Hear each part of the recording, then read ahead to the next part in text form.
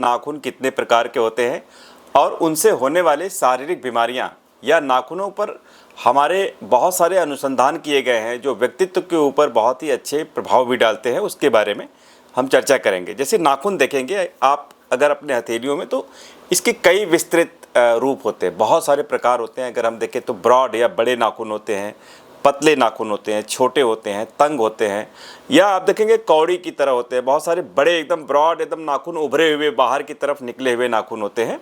तो अगर हम इसको देखें कि भाई अगर इसका हमारे स्वास्थ्य से क्या संबंध है, हमारे डेस्टिनी से, हमारे पास्ट लाइफ से इसका बहुत ही गहरा रिलेशन। आप हॉस्पिटल में जाते हैं, डॉक्टर्स भी आपके नाखूनों को सबसे पहले चेक करते हैं, तो कहीं ना कहीं इसका फिजियोलॉजिकल रिलेशन भी होता है, हमारे बॉडी के साथ बहुत ही गहरा रिलेशन है। सामुद्रिक शास्त्र इनफैक्ट इसी को अध्ययन करता है। मेडिकल साइंसेज जब नहीं था तो सामुद्रिक शास्त्र की शुरुआत हुई और बॉडी के आधार पे हमारे शरीर के आकार प्रकार रचनाओं को देख करके हमारे लक्षण का पता लगा करके और उसी के आधार पे इलाज किया जाता था या हमारे व्यक्तित्व के बारे में प्रेडिक्शन किया जाता था।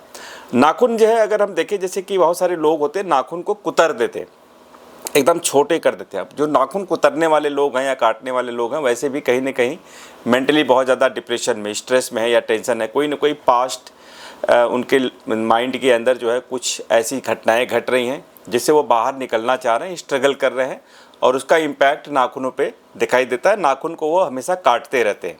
बहुत सारे बच्चे जो है नाखून काटते हैं, बिस्तर भी गीला करते हैं, इसके बहुत सारे इम्पैक्ट देखे जाते हैं। नाखून अगर बहुत सारे तंग या छोटे हो गए, काटते काटते हो गए, या बहुत ही छोटे नाखून वैसे भी दिखाई दे रहे हैं अगर आपके हाथ में, तो कहीं ना कहीं बैक बोन या हड्डियों से रिलेटेड प्रॉब्लम्स हो सकती है। रीढ़ की हड्डी में बड़ा प्रॉब्लम हो सकता है। तो इसके लिए उपाय क्या हो सकता है? अगर हम देखें कि भाई अगर ये नाखून की प्रॉब्लम है तो क्या उपाय कर सकते हैं, तो सबसे पहले अगर आप नाखून काटते हैं, इस तरह की कोई हैबिट है, तो उसको काटना बंद कर दें। अब दूसरा यह है कि जन्मजात नाखून छोटे ही हैं, तो ऐसे लोगों को अपने हड्डियों से रिलेटेड जो बीमारी है वहाँ पे आपको थोड़ा प्रिकॉशन रखना चाहिए और थोड़ा सा स्वास्थ्य पे आपको ध्यान रखना चाहिए। नाखून कौड़ी की तरह हो सकते हैं, जैसे कौड़ी वाले जो नाखून होते हैं आप देखेंगे जिससे बहुत बड़े होते हैं, वो बाहर की तरफ उभरे हुए होते हैं, निकले हुए होते हैं। तो ऐसे लोगों को बहुत ज़्यादा जो तकलीफ़ होती है, चेस्ट से रिलेटेड प्रॉब्लम, या चेस्ट हो गया, कफ हो गया, इस तरह की प्रॉब्लम जो होती है, या कई बार मेंटल जो सफरिंग है, जो नर्व्स है, उसके ऊपर इफ़ेक्ट पड़ता है। मतलब नर्व्स का मतलब कि कहीं ना कहीं पैरालिसिस होने के भी चांसेस बनते हैं। तो ऐसे लोगों को भी कहीं ना कहीं अपने स्वास्थ्य पे ध्यान रखने की ज़रूरत पड़ती है। आप लोगों ने देखा होगा बहुत सारे लोगों के नाखून जो होते हैं बहुत ही बैलेंस होते हैं, एकदम चौकोर होते हैं, थोड़े सुंदर होते हैं, या पिंकिश होते हैं, बड़े होते हैं। तो कहीं ना कहीं एक हेल्दी पर्सनैलिटी मानी जाती है। उनके व्यक्तित्व पे भी उसका असर पड़ता है। व्यक्तित्व अच्छा होता है, स्वास्थ्य भी अच्छा होता है, और जो उनका माइंड सेट होता है, जो उनका मेंटल एबिलिटी है, वो भी बहुत अच्छा होता है। मतलब काम करने में वो बहुत ज़्यादा माहिर होते हैं। नाखून अगर इस तरह से चौकोर टाइप के दिख रहे हो, चौकोर का मतलब यह है कि थोड़ा स्क्वायर शेप में अगर आपको दिख रहे हैं, मीडियम साइज़ में है, तो ऐसे लोग बहुत ही चालाक होते हैं, क्लेवर होते हैं और शार्प होते हैं। मतलब परिस्थितियों के हिसाब से, या अप्लाइड थॉट वाले लोग होते हैं, परिस्थितियों के हिसाब से अपने थॉट प्रोसेस को चेंज करके उसके हिसाब से काम करने की एबिलिटीज़ देखी जाती है। तो ये कुछ इंपॉर्टेंट जो नाखून होते हैं इस पे उनके प्रभाव देखे जाते हैं। ये नाखूनों के शेप और साइज़ है।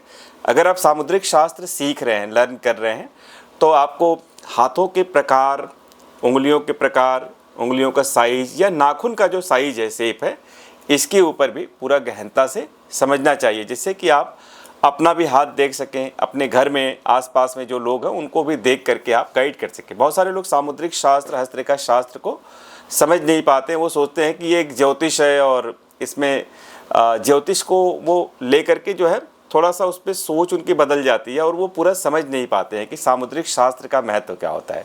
सामुद्रिक शास्त्र ज्योतिष तो है ही है, लेकिन उससे भी बाहर आपके शरीर के लिए, आपके शरीर का क्या सामंजस्य है इस ब्रह्मांड के अंदर, उसका पूरा एक वर्णन उसके अंदर मिलता है। आप आयुर्वेद पढ़ते हैं, आयुर्वेद के अंदर भी आप देखेंगे तो वहाँ पे कफ, पित्त और वात की बात कही गई है। आप हाथों को भी देख करके कफ, पित्त और वात की प्रकृति का पता लगा सकते हैं। हमारे अंदर कौन से तत्व होते हैं, जैसे जल प्रकार के हैं, पृथ्वी प्रकार के, वायु है, अग्नि है, ये प्रकार हमारे हाथों से भी पता चलता है। तो अब आप समझ पा रहे होंगे कि ये सिर्फ ज्योतिष ही नहीं है, ये पूरा एक ब्रह्मांड के अंदर मनुष्य की जो आकृति है, हमारा आकार प्रकार, एक बनावट है, उसका पूरा एक वर्णन है। और ये सभी लोगों को सीखना चाहिए।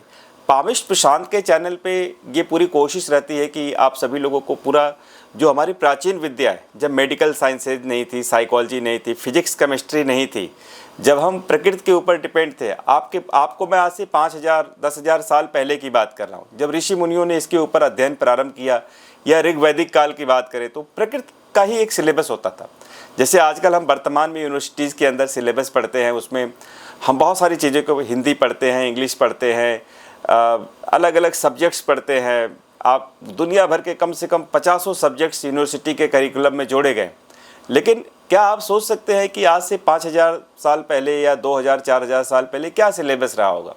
तो उसमें जो सिलेबस होता था वो प्रकृति का ज्ञान है, मनुष्य का स्वास्थ्य, हमारी शरीर, प्रकृति का क्या कोऑर्डिनेशन है, उसको हम समझते थे। और वहीं पे ऋषि मुनियों ने सामुद्रिक शास्त्र, ज्योतिष, प्रकृति, आयुर्वेद, इन सभी चीज़ों का जो है गहनता के साथ अध्ययन करके और हमारे शास्त्रों में इसका वर्णन किया है। शास्त्र कभी भी झूठ नहीं बोलते हैं।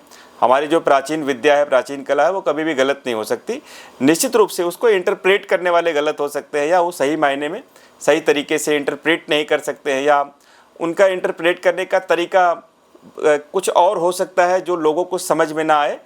तो कुछ इस तरह की भी चीज़ें होती हैं। तो हम इसको बहुत ही सरल तरीके से, बहुत ही सिंपल तरीके से पामिश प्रशांत के चैनल पर लेकर के आना चाहते हैं, जिससे कि लोगों के रीच में जाइए। आप अपने घर में, परिवार में एटलीस्ट अपना हाथ देख सकें, लोगों के शरीर के आकार प्रकार को देख करके इतना आप समझ पाएँ कि इनको कौन सी बीमारी होने वाली है, करियर में क्या कर सकते हैं, सुधार होगा नहीं होगा, एक पाथ के लिए आप एक गाइड बन सके, उनको एक रास्ता दिखा सके। तो ये एक बहुत ही महत्वपूर्ण उद्देश्य है इस पूरे चैनल का, और इस पे आप लोगों का सपोर्ट बहुत इंपॉर्टेंट है। आप जितना जुड़ेंगे, समझेंगे, तभी आप वहाँ से मदद कर पाएंगे।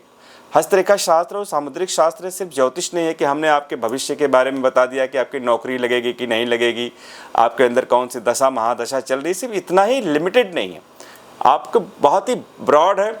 आप सबकी हेल्प करें, एक नए दुनिया का निर्माण करें, एक नए करिकुलम का निर्माण करें, और ख़ुद भी आप अपना करियर बना सकते हैं इस पामिस्ट्री के अंदर, ज्योतिष के अंदर। आप खुद भी अपना करियर बना करके आप लोगों की मदद कर सकते हैं। वीडियो कैसी लगी ज़रूर बताइएगा। दिए गए नंबर पे विशेष हैंड एनालिसिस, कुंडली एनालिसिस या हस्तरेखा सीखने के लिए भी आप मेरे साथ जुड़ सकते हैं। धन्यवाद।